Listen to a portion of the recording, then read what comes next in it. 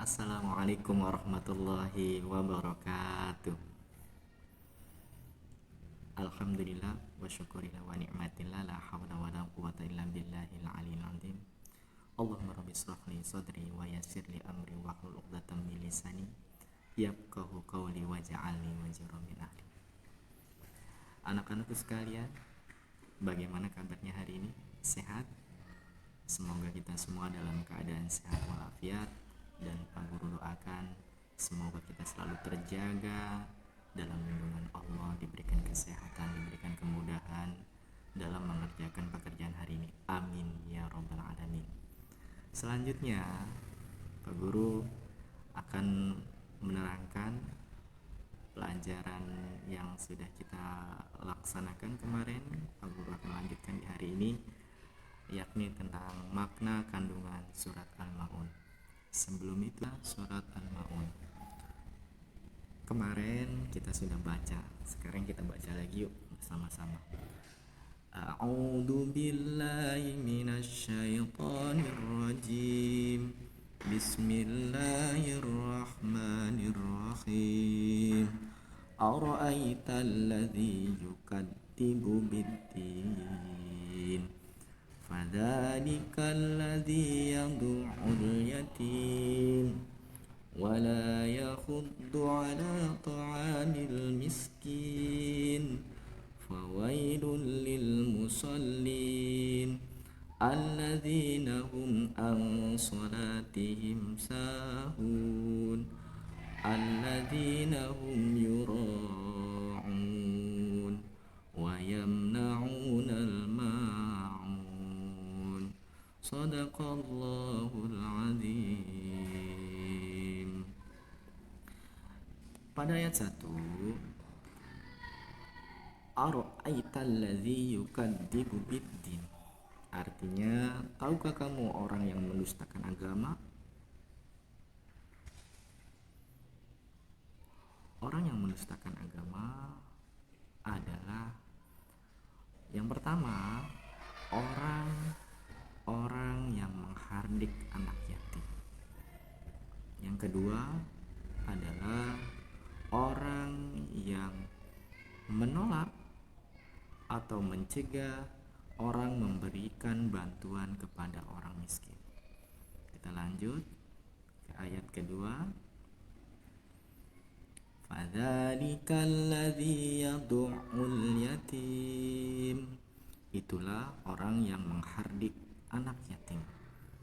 Orang yang menghardik anak yatim adalah orang yang menzalim atau memakan harta anak yatim, sedangkan hak mutlak adalah milik anak yatim, sedangkan dia mengambilnya dengan paksa atau secara tidak paksa. Ayat ketiga, wala yahuddu ala ta'amil miskin, dan tidak menganjurkan memberi makan orang miskin. Orang yang mencegah atau tidak menganjurkan memberi makan kepada orang miskin adalah orang yang sesat. Kenapa? Karena dalam Al-Quran Allah menjelaskan bahwa kita harus berbagi kepada orang miskin. Jadi jika ada orang yang melarang atau tidak menganjurkan memberi kepada orang miskin, berarti orang itu sesat karena tidak mengamalkan ajaran Al-Quran. Kita lanjut ke ayat keempat. Fawailul lil musallin. Maka celakalah bagi orang-orang yang sholat. Bagaimana kita sudah sholat tapi masih celaka? Bagaimana dengan orang yang tidak sholat? Kita lanjut ke ayat kelima. Alladzina hum an salatihim sahun. Artinya yaitu orang-orang yang lalai dari sholatnya. Ketika sudah berkumandang azan zuhur, asar, maghrib, isya, subuh, tapi dia lalai, dengan pekerjaannya, tapi dia lalai dengan kesibukannya, tapi dia lalai karena kecapean, akhirnya sholatnya terlewat, akhirnya waktunya habis. Maka celakalah bagi orang yang lalai dalam sholatnya. Kita lanjut ke ayat ke-6. Alladzina hum yura'un,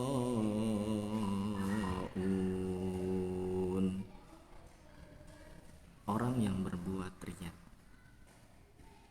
Adakah di antara kalian yang niat dalam hati beribadah hanya untuk mengharapkan pujian dari orang lain?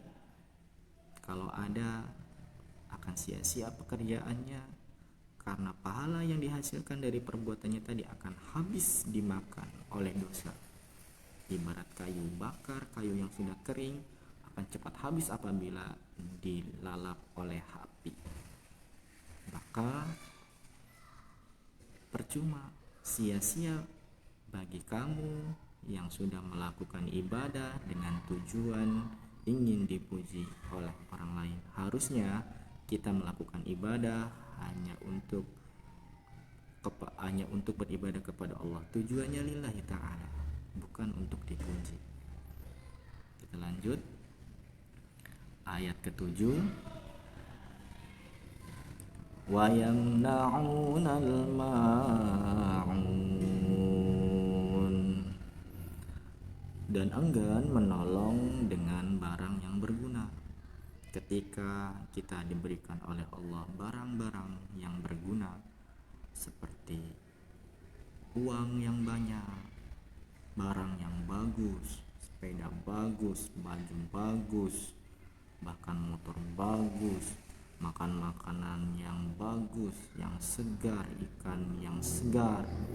Ketika tetangga kita kekurangan, tidak makan, tapi kita enggan untuk memberikan bantuan, bahkan apabila memberi, hanya memberi barang-barang yang sudah rusak, barang-barang yang sudah busuk, barang-barang yang sudah tidak terpakai, baru kita berikan kepada orang lain.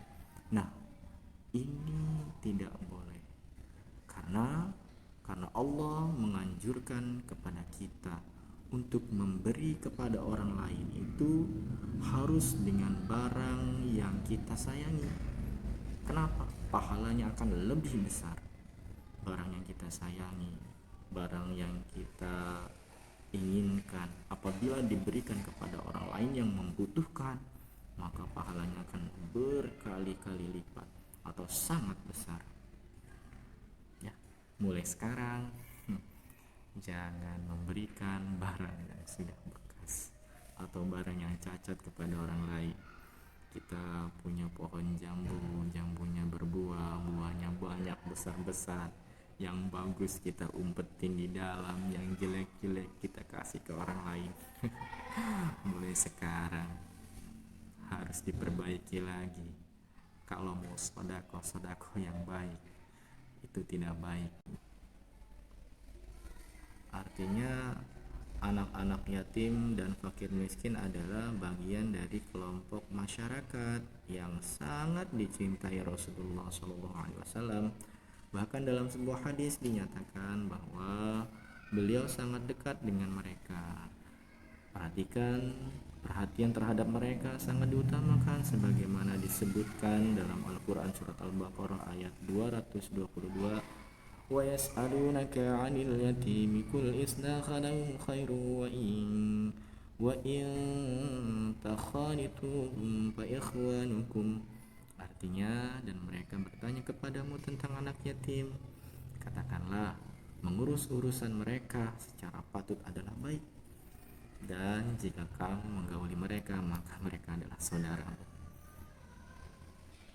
Selanjutnya adalah ciri-ciri orang yang mendustakan agama. Ara'aital ladzi yukadzibu biddin. Tahukah kamu orang yang mendustakan agama? Ciri-cirinya adalah 1 atau A, menyanyiakan anak yatim. Ketika di sekitar kita banyak anak yatim, dia menyanyiakan. Artinya menyia-nyiakan di sini tidak berbuat kebaikan kepada anak yatim tersebut, tidak bersedekah, tidak beribadah seperti sedekah, memberi pakaian, membantu pendidikannya dan lain sebagainya. Yang kedua, ciri-ciri orang yang mendustakan agama adalah tidak mau memberi orang-orang miskin. Apabila ada di antara kita tidak mau memberi atau mengasih makanan kepada orang yang miskin, berarti dia termasuk orang yang mendustakan agama. Yang ketiga, atau yang bagian C, itu orang yang lalai dalam sholatnya. Orang yang lalai dalam sholatnya, nanti dulu padahal sudah azan, bagus ibadah itu di awal waktu, ganjaran pahala ibadah itu paling besar di awal waktu ketika kita mendengar suara azan langsung kita laksanakan sholat, tapi dia melalaikan, nanti dulu, sebentar lagi, nanggung, sampai akhirnya waktu pun habis dengan pekerjaannya, sibuk sendiri. Selanjutnya yang bagian D, orang yang berbuat ria, sombong, takabur, ingin dipuji oleh orang lain. Orang yang ria memiliki sikap ria ialah orang yang melakukan segala sesuatunya atas dasar ingin dipuji oleh orang lain, dipuji oleh keluarganya, orang tuanya, kakaknya, adiknya, bibinya, pamannya. Dia melakukan itu hanya semata-mata ingin dipuji saja oleh orang lain. Yang kedua, apabila dia melakukannya dengan sombong, karena dia yang memiliki motor keluaran baru dibandingkan tetangga-tetangganya masih belum punya motor tersebut, akhirnya dia sombong, mengujar, berucap kepada teman-temannya bahwa di sini tidak ada yang punya motor baru kecuali saya. Atau takabur di sini artinya dia seolah-olah mempunyai kekuatan sama dengan Tuhannya atau membandingkan dirinya dengan Tuhannya, itu takabur. Saya kalau ditembak tidak akan mati, padahal yang menentukan mati atau tidak matinya adalah Allah. Dari mana dia bisa tahu bahwa dia yang tidak mati atau mati? Itu namanya sikap takabur. Yang selanjutnya ingin dipuji oleh orang lain, sama itu artinya ria. Selanjutnya yang ke E, bagian E, tidak mau menolong dengan barang yang berguna. Kita kalau diberikan rezeki oleh Allah, diberikan barang-barang yang bagus, makanan yang lezat, buah-buah yang segar, atau ikan yang masih segar, hendaknya kita berbagi dengan orang lain. Apalagi kita berbagi, memberi barang yang kita sayangi kepada orang lain. Ikan yang paling besar kita berikan kepada tetangga kita, sedangkan kita hanya makan ikan yang kecil saja, itu pahalanya akan lebih baik, lebih bagus, bahkan berlipat-lipat ganda. Atau kita memberikan barang yang lain, contohnya adalah sepeda. Kita punya 2 sepeda, yang satu masih bagus, yang satunya lagi sudah jelek. Karena sudah jelek kita berikan kepada orang lain, salah. Harusnya yang masih bagus, yang masih berguna, yang masih bisa dimanfaatkan, itu yang harusnya diberikan kepada orang lain, bukan malah sebaliknya, kita memberikan yang jelek kepada orang lain, sehingga ketika dipakai oleh orang lain pun sudah rusak, maka tidak ada manfaat. Nah, ini yang tidak dianjurkan oleh Al-Quran. Yang dianjurkan adalah barang-barang yang masih berguna. Ketika kita berikan kepada orang lain, maka orang lain tersebut akan menikmati, memanfaatkan barang tersebut dengan baik, bukan malah ketika kita beri kepada orang lain, orang itu ketika memanfaatnya tidak bisa memanfaatnya karena barang itu sudah rusak, tidak berfungsi dengan baik, maka tidak akan menjadi manfaat. Alhamdulillah, itulah materi tentang makna kandungan Quran surat Al-Maun. Kita sudah selesaikan, mudah-mudahan bisa dipahami, bisa dimengerti. Dan Pak Guru minta maaf apabila ada kata-kata yang salah. Pak Guru akhiri, wassalamualaikum warahmatullahi wabarakatuh.